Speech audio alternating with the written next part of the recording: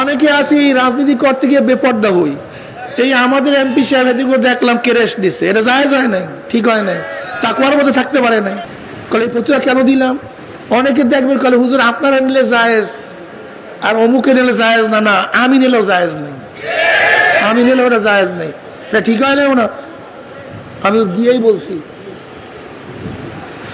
যেরকম ইউনুস সাহেবের সাথে বলছে অনেকে আমরা শর্ত দিছি ওখানে মহিলা থাকতে পারবে না, তিনি দেখা করে নাই।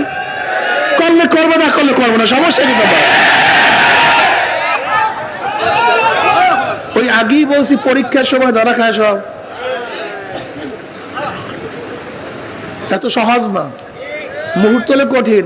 আমাদের আব্দুল্লাহ সাহেব, পীর সাহেব খুলনা, দেখলাম মহিলার সাথে সাক্ষাৎকার দেয়। কেন সাক্ষাৎকারটা ফরজ ছিল না?